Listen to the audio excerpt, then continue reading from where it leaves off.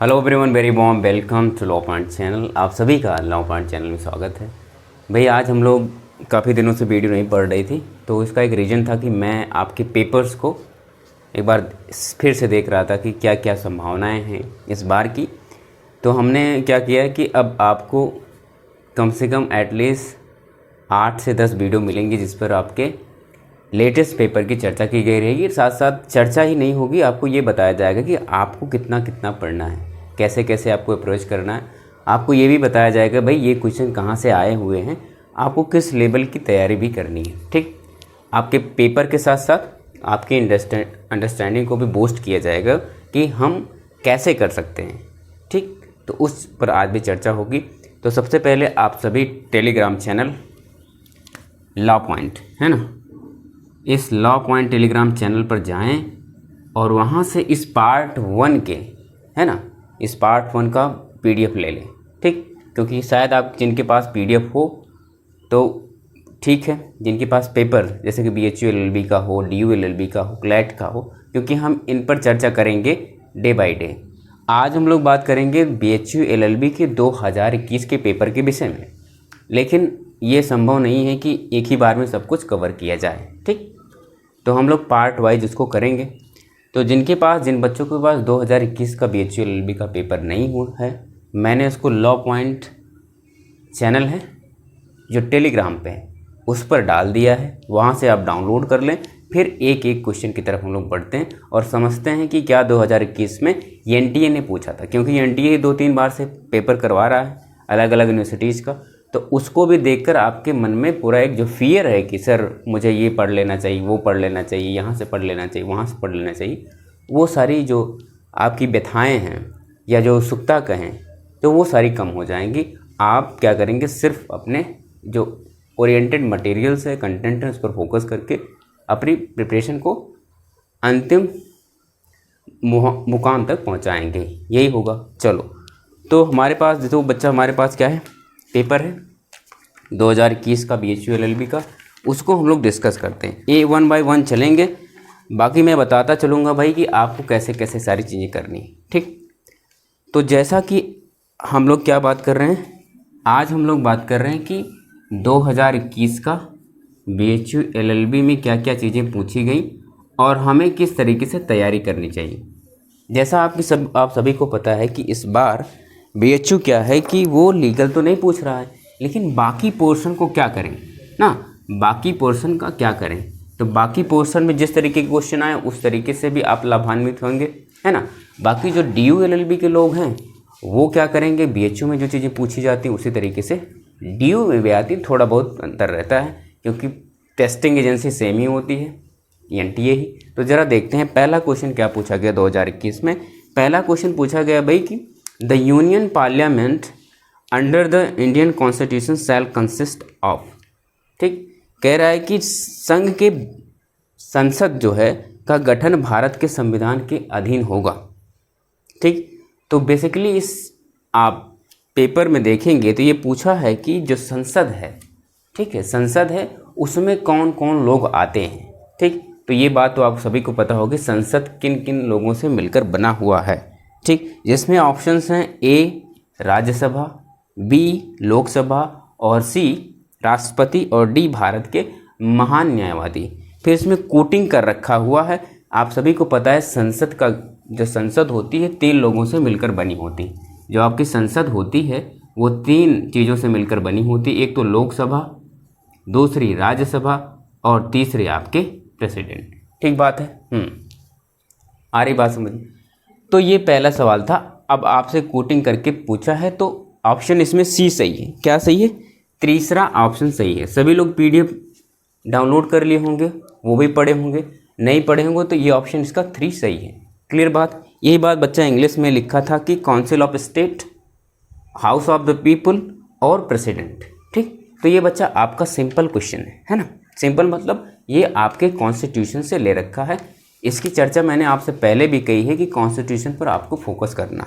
ठीक, फिर दूसरा सवाल आया भाई, दूसरा सवाल आपके रीजनिंग से। ठीक, दूसरा सवाल एक रीजनिंग से है। रीजनिंग जो आपने ब्लड रिलेशन पढ़ा होगा, तो इसमें क्या है इसको अगर आप अब भी रीजनिंग करने जाएंगे तो आपको प्रैक्टिस ज़रूरी है, ठीक। जैसे कि आपने 15 चैप्टर पढ़ लिए तो ये बड़ी बात नहीं है 15 चैप्टर में बहुत कुछ पढ़ लिए, नहीं।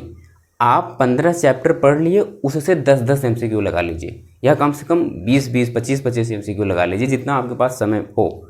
तो उससे क्या होगा, आपको प्रैक्टिस हो जाएगी। या सब छोड़ दीजिए, MCQ लगा लीजिए, लेकिन अगर आपको कॉन्सेप्ट ही नहीं पता रहेगा तो MCQ लगा नहीं पाएंगे।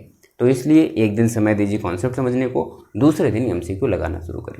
जैसा दूसरा सवाल पूछा गया भाई, कह रहा है कि निम्नलिखित जानकारी को ध्यान से पढ़ें और नीचे दिए गए प्रश्नों का उत्तर दें, ठीक। सवाल कह रहा है कि MNOPQR ये 6 लोग हैं।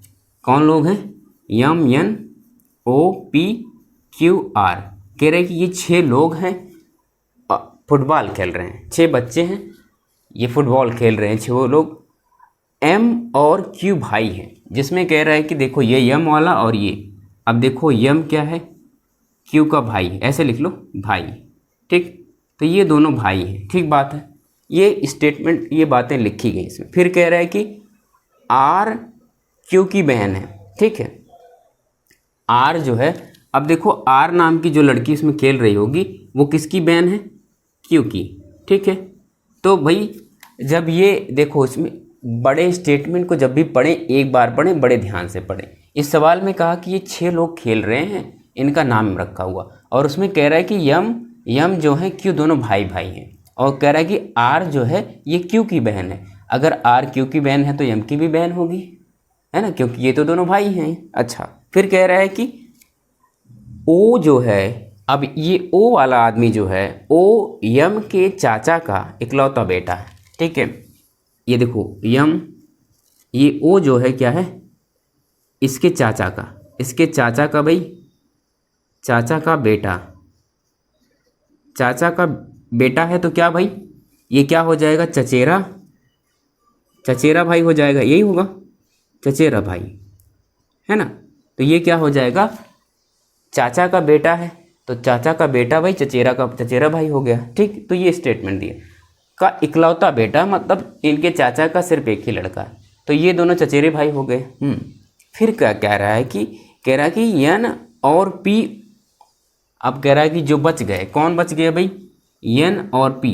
इसमें लिखा है कि N और P O के पिता के इकलौते भाई के बेटियां हैं। अच्छा, अब देखो O का क्या है भाई, O के पिता के इकलौते भाई। अच्छा, इकलौते भाई की बेटियां 2 हैं, कौन कौन सी हैं, N और P। जरा स्टेटमेंट देखो, कह रहा है कि O के जो पिता हैं, O के पिता होंगे कोई, उनका कोई इकलौता भाई, O के पिता को इकलौते भाई की ये 2 पुत्रियां हैं। तो मतलब ये क्या हो जाएंगी भाई, चचेरी बहनें हो जाएंगी, चचेरी बहनें, ठीक। तो ये क्या हो जाएंगी, चचेरी बहनें हो जाएंगी ये इसकी। तो इसमें पूछा क्या है कि भाई P और M का क्या संबंध है। देखो ये P जो है, ये P और ये M का क्या संबंध है, ठीक। ये देखो भाई, ये चचेरी बहनें हैं इनकी, और ये चचेरा भाई इसका है, तो क्या संबंध हो जाएगा इसका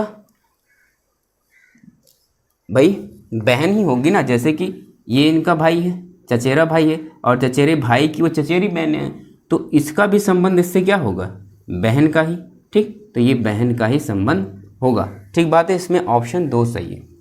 तो इस तरीके से भाई हम लोग अगर सवाल करेंगे तो वीडियोस काफ़ी लंबी होंगी, है ना। इसलिए मैं आपको थोड़े थोड़े कॉन्सेप्ट बताता चलूँगा, ऐसे ऐसे आपको करनी है, ये बुक को फॉलो करनी है। बस ये मैं आपको बता रहा था कि भाई सवाल को कैसे पढ़ना है। ये आप तेज़ पढ़ सकते हैं, ये तेज़ कैसे होता है भाई, ऐसे अचानक नहीं होता। इसके लिए आपको बार बार कई सारे क्वेश्चन प्रैक्टिस करें, एटलीस्ट आप 20 क्वेश्चन प्रैक्टिस कर लें, और जब एग्ज़ाम जिस दिन हो उस दिन भी आप हर चैप्टर के क्वेश्चन प्रैक्टिस करके ही जाएं, अदरवाइज आप सही से कर नहीं पाएंगे। ये मेरा एक्सपीरियंस है। मैं ये इस एग्ज़ाम की बात नहीं कर रहा हूँ कि मैंने DU LLB BHU LLB AU LLB crack किया था। इससे पहले मैं आपको शायद CGL के विषय में पता होगा, CGL मेंस भी दे चुका हूँ। तो ये कई सारे रीजनिंग की स्पेसिफिक बुकें भी हैं, जैसे मैथ की स्पेसिफिक बुकें हैं। मैं बताऊं, जब मैंने एग्ज़ाम दिया था BHU LLB का, उस समय पूरे 51 क्वेश्चन थे मैथ्स के, एक भी क्वेश्चन मेरा गलत नहीं हुआ था। तो ऐसा नहीं कि मैं सिर्फ इसके लिए बता रहा हूँ। अगर आप स्पेसिफिक बुक, मैथ में बहुत सारी स्पेसिफिक बुकें हैं, जैसे कि ये राकेश यादव की आती हैं, लेकिन ये बात बच्चा ये आपको अच्छे से समझ में नहीं आएगी, क्योंकि इसमें सब क्या है, शॉर्टकट वाले कॉन्सेप्ट्स हैं, शॉर्टकट कॉन्सेप्ट दे रखा है। इसको आप पढ़ सकते हैं, लेकिन आपके बहुत ज़्यादा काम की बात नहीं है, क्योंकि सवाल इतने बड़े नहीं हैं कि आप इस बुक को प्रेफर करें, है ना।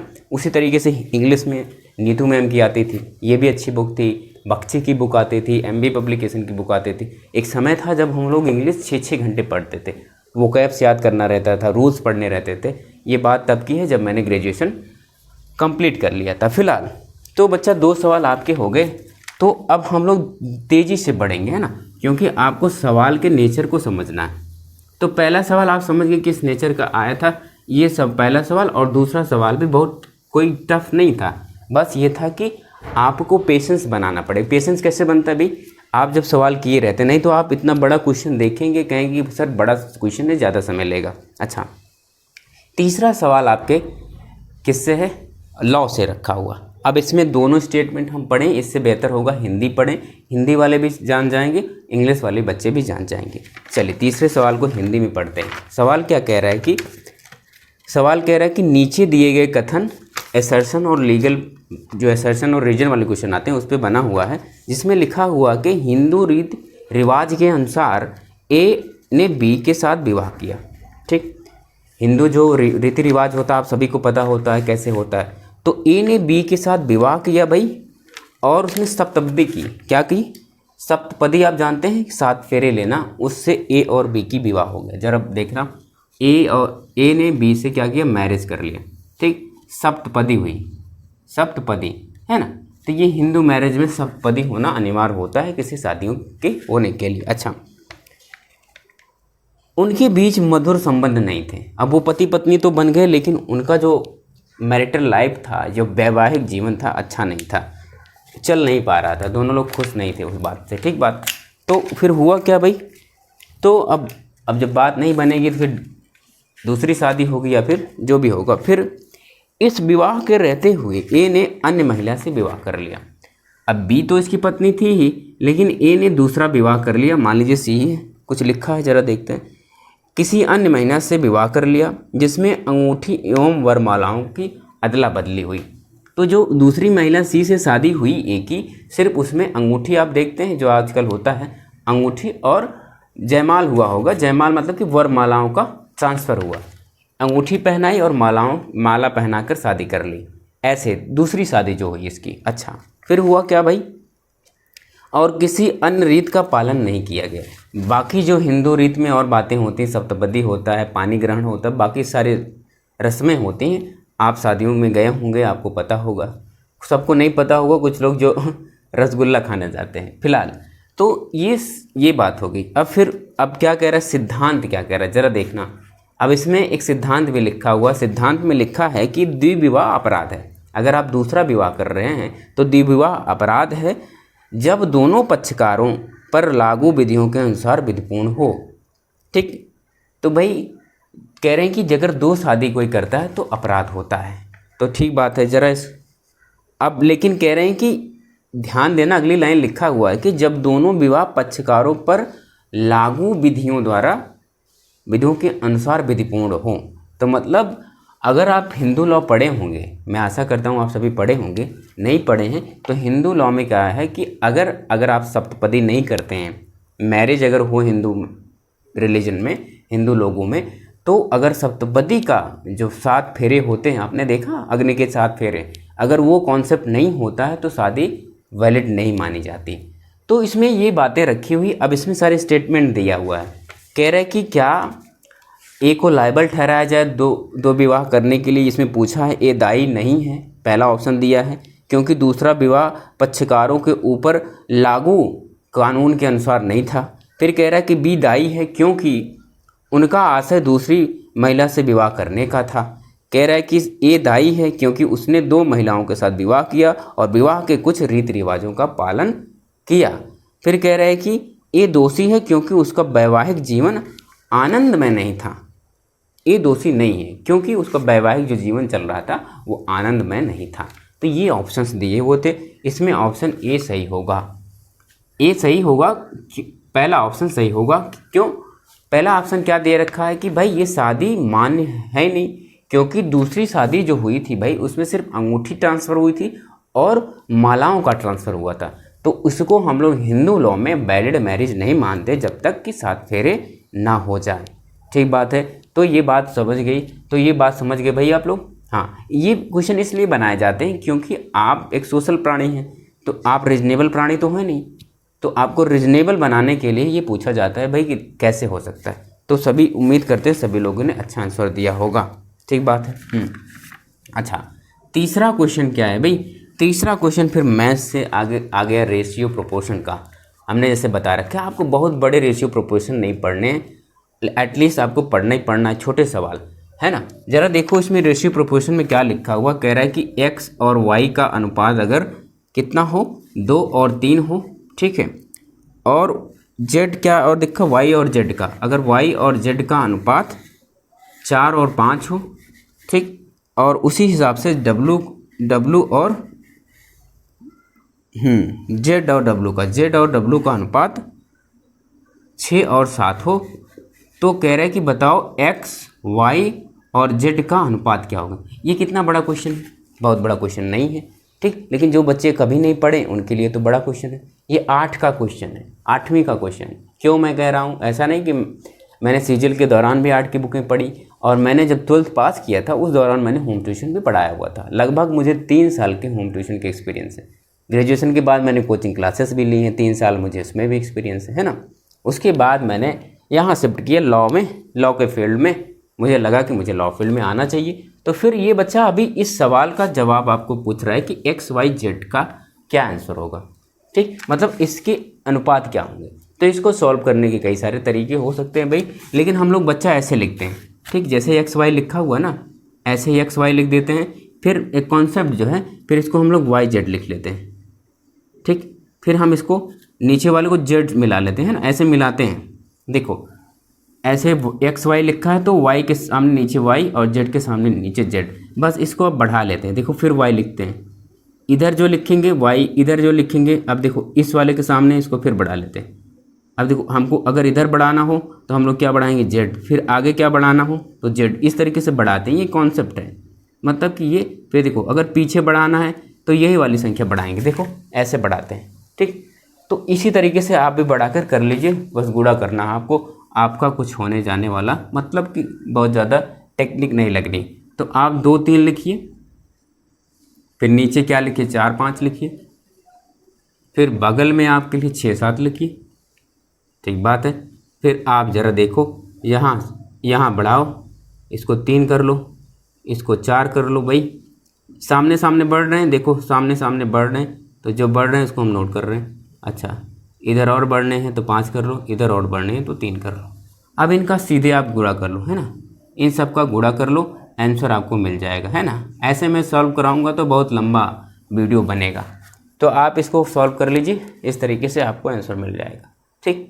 तो इसी तरीके से लगभग भाई आप 15 से 20 चैप्टर मैथ में भी कर लेंगे, है ना। उसके MCQ भी बार बार करते रहेंगे, ठीक। अगर आप BHU के लिए आ रहे हैं तो BHU LLB के लिए, ठीक, और क्लैट में भी सवाल पूछे जाते हैं, ठीक, क्योंकि इस बार BHU तो मैथ्स वगैरह पे फोकस कर रहे हैं भाई, लीगल तो आ नहीं रहा है। तो इस तरीके के क्वेश्चंस आप देख लीजिए, 2021 में पूछा हुआ, फिर इसी तरीके के क्वेश्चंस आपसे पूछे जाएंगे, ठीक बात। इसके लिए आप रेडी हो जाएं, किस तरीके के क्वेश्चन आपको मिलने वाले हैं, ठीक बात है। और बाकी DU वाले देखें, ये सप्तपदी वाला क्वेश्चन DU में इससे पहले हल्का पूछा था, हिंदू मैरिज पे आया था लेकिन बड़ा हल्का क्वेश्चन था। लेकिन जो LLB BHU LLB में पूछा वो थोड़ा टफ पूछा हुआ है, ठीक। आ रही बात समझ में? चलो भाई ये तीसरा सवाल भी हो गया, हम आंसर इसका बता देते हैं, है ना, आंसर इसका बताते चलते हैं ताकि आप अपने मन से करके भी इसका सही आंसर चूज़ कर पाएँ। तो इसका सही आंसर था भाई ऑप्शन ए, तो तीसरे का ऑप्शन A1 सही था, ठीक बात है, तीसरे का 1। चलो चौथा सवाल क्या पूछा भाई, चौथा सवाल बड़ा मैगजिम अच्छा हुआ है, मैगजिम पूछा है इग्नोरेंटिया जुरिस नॉन एग्जीक्वाटस, ठीक। तो हमने जो IPC आपने पढ़ा है, IPC पढ़ा है सभी लोगों ने, तो जनरल एक्सेप्शन पढ़ रहे थे तो उसमें पूछा था कि उसमें हमने आपको मैगजिम बताया है, अब वही मैगजिम यहाँ पूछ रखा हुआ है कि इग्नोरेंटिया जुरिस नॉन एग्जीक्यूटास का मीन क्या होता है, जिसका मतलब क्या है। ऑप्शन में दे रखा है कि ignorance of law is an excuse. दूसरा सवाल, दूसरा ऑप्शन दे रखा है ignorance of law is no excuse, और तीसरा कह रखा है कि लॉ इग्नोर्स द कॉन्सिक्वेंसेस, और चौथा कह रखा है कि लॉ इग्नोर्स द कंडक्ट। तो बच्चा ये जो आपका पांचवा सवाल है, अच्छा ये इससे पहले चौथा सवाल था, तो ये पांचवा सवाल जो है ये आपके मैगजिम पर बेस है ना। उस मैगजिम का मतलब क्या होता है, आप कहें, हम लोग ये कह सकते हैं भाई विधि की भूल क्या है, विधि की भूल क्षम्य नहीं है, सिर्फ तथ्यों की भूल क्षम्य है।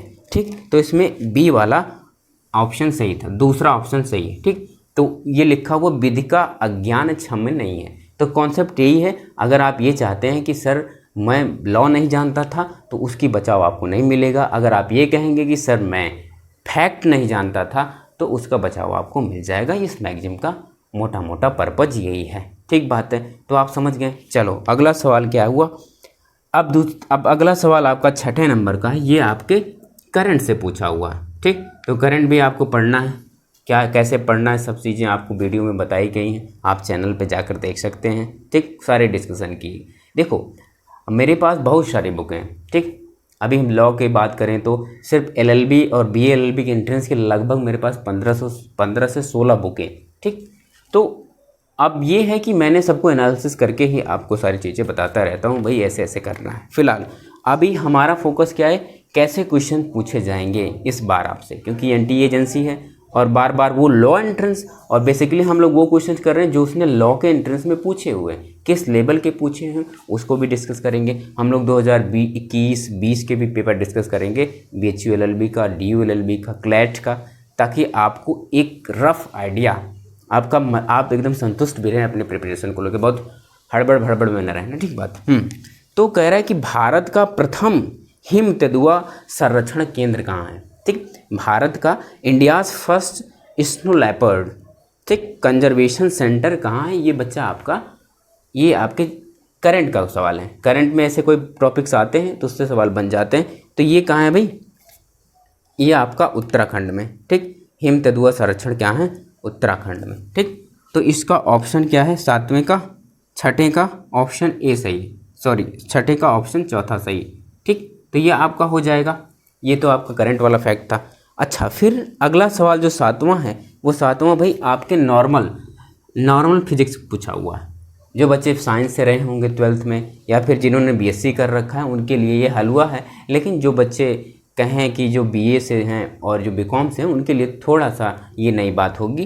पूछा है भाई संवेग, आपसे पूछा है संवेग, सभी को पता है, मोमेंटम जिसको बोलते हैं, मोमेंटम एट द मोमेंटम। तो वो मोमेंटम में क्या होता है, सीधे फार्मूला पूछा है। तो मोमेंटम में बच्चा mb होता है ना, मास होता है, और वेग के गुणनफल को ही हम लोग मोमेंटम बोलते हैं।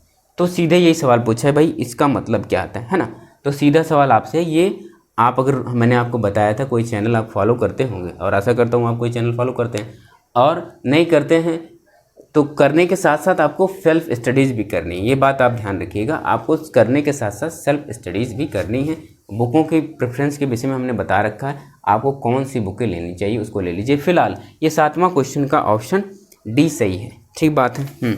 वीडियो बड़ी ना हो इसलिए मैं समय देखता रहता हूँ।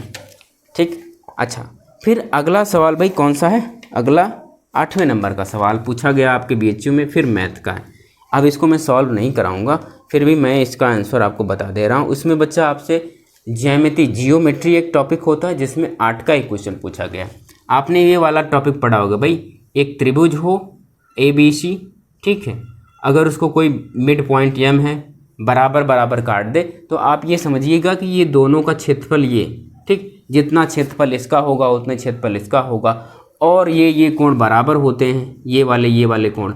ठीक, तो ये सब कॉन्सेप्ट अगर आप सीखे होंगे, नहीं सीखे होंगे बुकों को देखकर आप थोड़ा थोड़ा सीखें, क्योंकि ये सब छोटे छोटे कॉन्सेप्ट ये 8वीं की बुक्स में आपको मिल जाएगा NCERT में। अदरवाइज आप NCERT नहीं जाना चाहते तो कोई भी एक बुक लिए होंगे जो कंपटीशन की बुक होती, या फिर आपने कोई ना कोई बुक परचेज की थी कभी ना कभी अपने लॉ एंट्रेंस एग्जामिनेशन के लिए, चाहे वो एसेंट की रही हो, चाहे वो यूनिवर्सल की रही हो या किसी की रही हो, तो आप में वो जो जितना भी आपके मैथ वाला पोर्शन दिया है उससे जाकर सीख सकते हैं। तो इससे सवाल पूछा गया है, इसमें ऑप्शन कौन सा सही है? बी, ऑप्शन 2 सही है। ठीक, सीधे फार्मूला पूछा गया है भाई, ये 8वां सवाल नहीं है, सीधा फार्मूला है। मैथ में भी फार्मूले होते हैं, तो सीधा फार्मूला पूछा गया है। अच्छा, फिर आपका लॉजिकल रीजनिंग का सवाल पूछा गया है। देखो लॉजिकल रीजनिंग ये दिख रहा है क्या आपको? ये दिख रहा है लॉजिकल रीजनिंग। देखो लॉजिकल रीजनिंग दिख रही होगी, इसमें फिगर दिया हुआ है, फिगर को सेट करना है, ये आपका लॉजिक बताता है। ये बड़े अच्छे सवाल होते हैं, बड़े सिंपल सवाल होते हैं, लेकिन आपको बड़े अच्छा से ध्यान देना पड़ता है। ठीक, तो 9वां सवाल आपका क्या है भाई? आपसे लॉजिकल रीजनिंग का फिगर वाला है, तो फिगर सेट करने हैं। ठीक, तो आप जब भी पीडीएफ में देखेंगे तो फिगर सही सेट कर पाएंगे। तो इसका ऑप्शन क्या है मैं आपको बता देता हूँ, सही ऑप्शन चौथा इसका सही है। ठीक, ये सवाल बड़े अच्छे होते हैं, बस इसमें बहुत फोकस होकर काम करना पड़ता है। आपका ये गलत हो गया तो समझो आपकी नंबर कम हो रहे हैं। ठीक, रैंकिंग में आपका जो सिलेक्शन होना है उसमें पॉसिबिलिटी कम हो रही है। ऐसे सवालों को लेकर गलती कभी नहीं करनी है। बड़े सवाल होते हैं लेकिन आप बहुत हल्का होता है। ठीक, फिर अगला सवाल उसी तरीके से आया भाई, फिर सवाल वही, देखो सवाल दिख रहा है, सवाल सेम है। ठीक, लॉजिकल आपको रीजनिंग लगानी है, इसके लिए आपको प्रैक्टिस करनी पड़ेगी। कोई बुक ले रखा होगा आपने, प्रैक्टिस करनी पड़ेगी। ठीक बात है, तो आप इसको भी कर लेंगे। इसमें ऑप्शन मुझे पूछेंगे कौन सा सर सही है, तो ऑप्शन 3 सही है। ठीक, ऑप्शन 3 सही है, तो 10वें में 3 सही है। अब बच्चे ये भी कभी नहीं कंफ्यूज होंगे, जैसे कि आपने कोई पेपर सेट सॉल्व किया, उसमें से आपको 8-10 क्वेश्चन नहीं है, तो आप उसमें बहुत बरीड नहीं होंगे, है ना, ये नहीं आया फिर इसके सवाल के जवाब क्या होंगे। आप उसको छोड़कर और सारे प्रैक्टिस क्वेश्चन करें।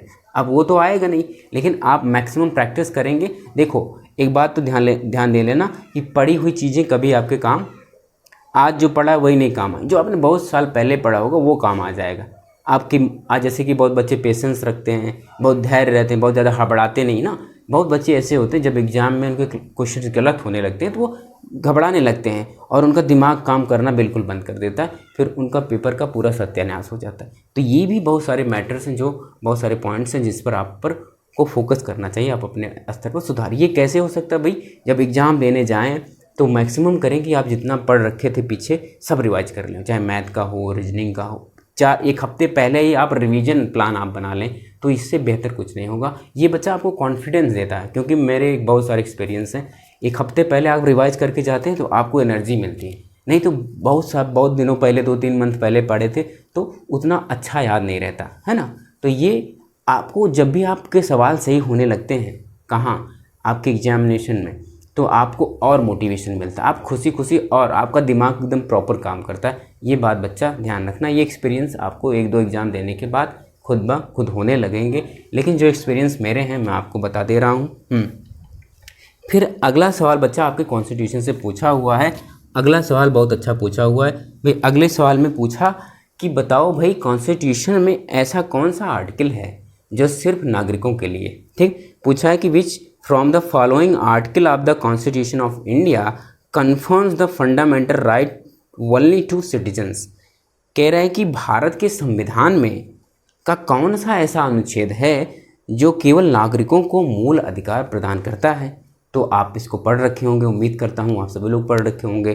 तो इसमें से ऑप्शंस दो रखा है कि अनुच्छेद 14, अनुच्छेद 15, अनुच्छेद 20, अनुच्छेद 21। तो ऑप्शन बी देखो सही होगा। अनुच्छेद आपने 15 पढ़ रखा होगा, मुझे बहुत आशा है कि भाई अच्छा 11th में आपका 2 सही है, 11th का 2 सही। अनुच्छेद आप सभी लोग 15 पढ़ रखे, 14 भी पढ़ा होगा। 14 इक्वलिटी बिफोर लॉ कहता है, तो हम उसमें पर्सन भी इंक्लूड करते हैं। 15 क्या कहता है कि हम लोग किस आधार पर डिस्क्रिमिनेट नहीं करेंगे, जात धर्म मूल वंश के आधार पर। तो ये हमारा क्या सिटीजन्स के विषय में है। बाकी बाहर के कोई लोग आएंगे तो उन पर करेंगे, जैसे कि आप विवाद देख रहे हैं अभी चल रहा है जो, ठीक, पैगंबर साहब का।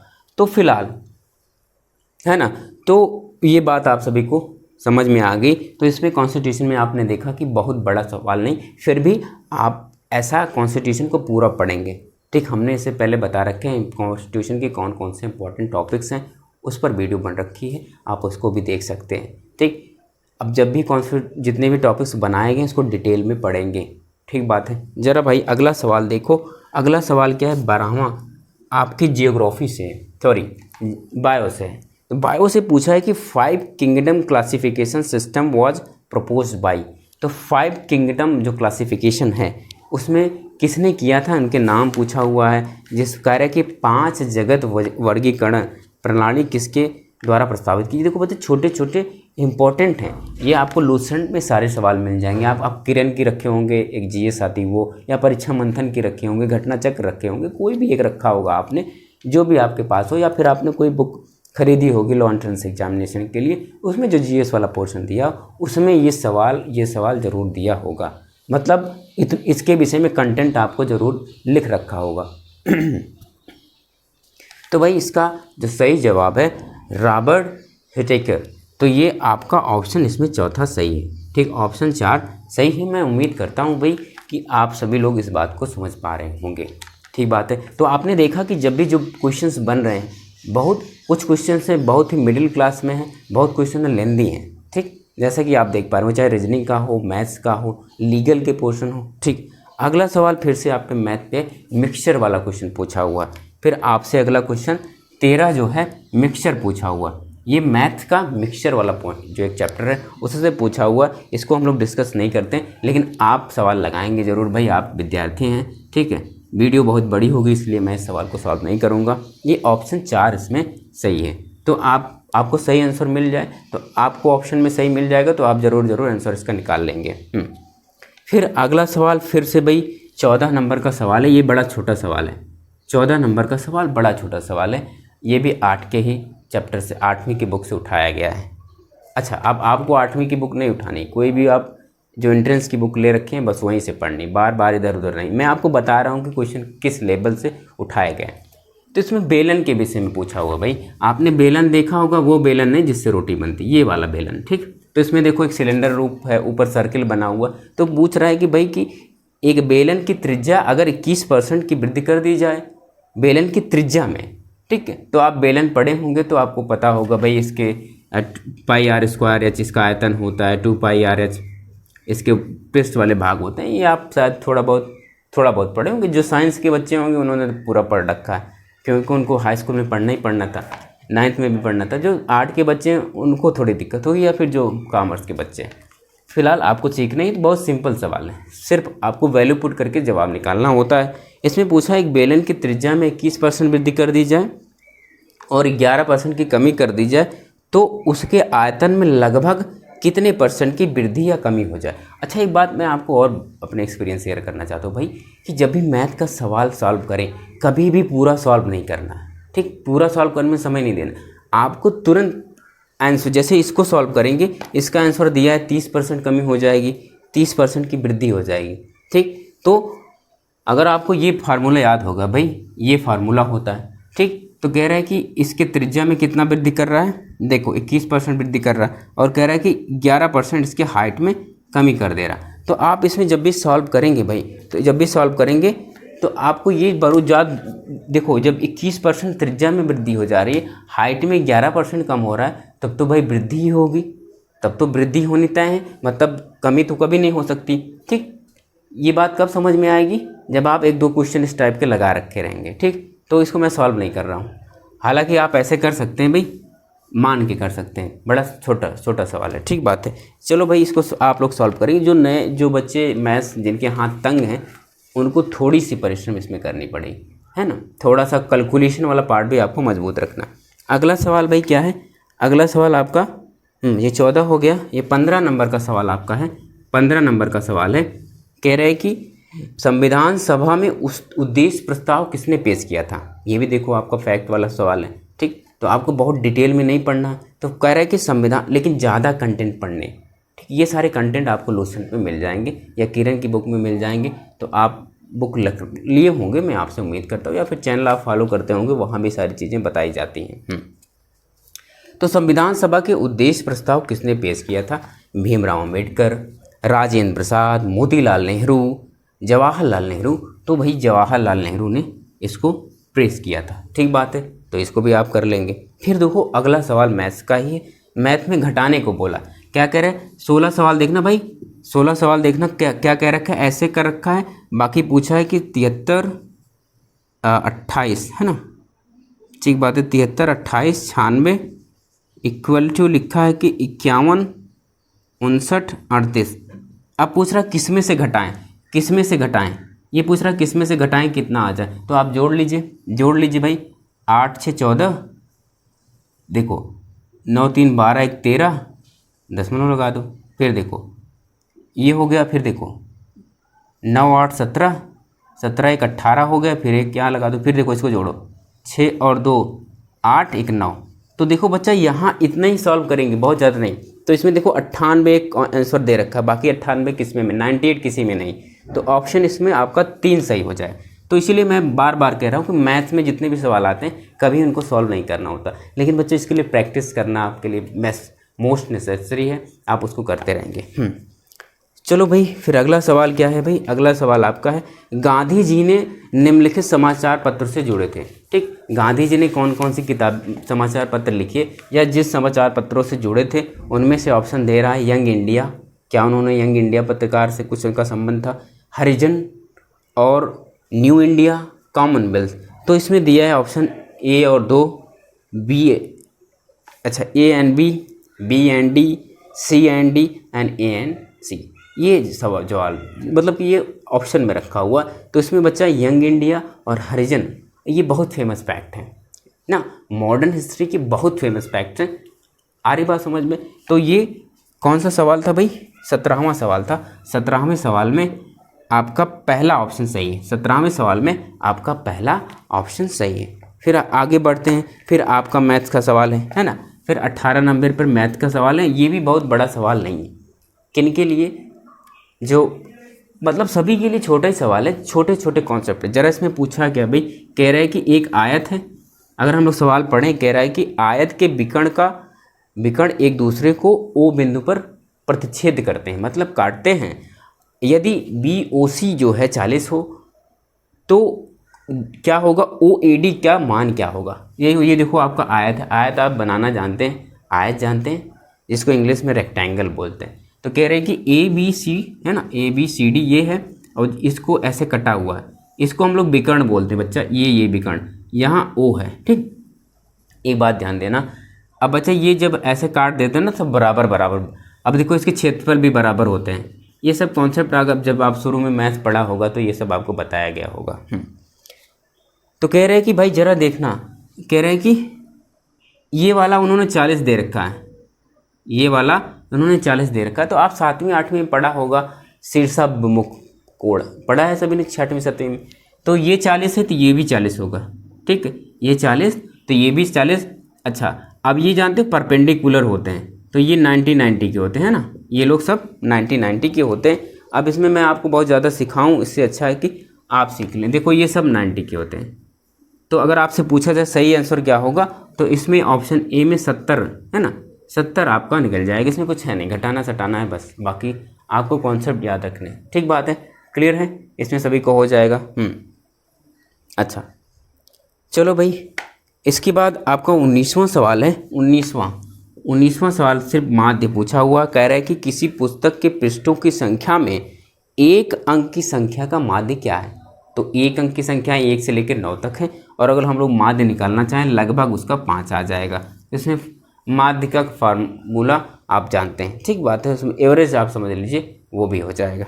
ठीक बात है, इसमें कोई सवाल बहुत ज़्यादा ऐसा बड़ा नहीं था जिसको हम लोग बहुत ज़्यादा डिटेल में करें। तो आप देख पा रहे हैं ना सवाल कैसे आ रहे हैं, छोटा सा सवाल था। फिर अगला सवाल है भाई, अगला सवाल आपका अच्छा सवाल है जो आपके कॉन्स्टिट्यूशन से उठाया हुआ है। ज़रा सवाल देखना, पूछा क्या है भाई, 20 नंबर का सवाल है। देखो ये एंटीन एक मिक्स जो रखा हुआ है, जिससे आपका माइंड हमेशा कन्वर्ट, एक बार मैथ एक बार रीजनिंग, तो इसके लिए भी आपको तैयार रहना पड़ेगा। ठीक बात है। कह रहा है कि काम की न्याय संगत और मानवीय स्थितियां सुरक्षित करना क्या है भाई। कह रहा है securing just and human condition, securing just and human condition of work is क्या है, फंडामेंटल राइट है, स्टेटरी राइट है, कॉन्स्टिट्यूशनल राइट है, या फिर आपके डायरेक्टिव प्रिंसिपल्स हैं। ठीक बात है, तो आपको बच्चों पता होगा ये क्या है, आपका डायरेक्टिव प्रिंसिपल है। ठीक, आप जब भी पढ़ेंगे कुछ है ना, कुछ ही आर्टिकल्स हैं जो बहुत ऊपर 39A है, 40 है, 15(1) है। ठीक, तो बहुत सारे ऐसे आर्टिकल है, 42 है, 41 भी है। तो ऐसे बहुत सारे आर्टिकल्स हैं जो इम्पॉर्टेंट होते हैं डीपीएसपी में, और डीपीएसपी का आप एम भी समझते होंगे, मैं आपसे उम्मीद करता हूँ। तो अभी वीडियो लगभग काफ़ी बड़ी हो गई है, तो यहीं आप इसको समाप्त करते हैं, कल यहीं से फिर से कंटिन्यू करते हैं। तो आप ये देख पा रहे हैं क्वेश्चन किस लेवल के आ रहे हैं, तो आपको बहुत घबराने वाली बात नहीं है, लेकिन हाँ कंटेंट आपको बहुत ज़्यादा पढ़ने हैं, क्लियर बात है। तो आप पढ़ते रहिए, हंसते रहिए, मुस्कुराते रहिए, कल फिर इसको आगे सॉल्व करते हैं। बहुत बहुत धन्यवाद।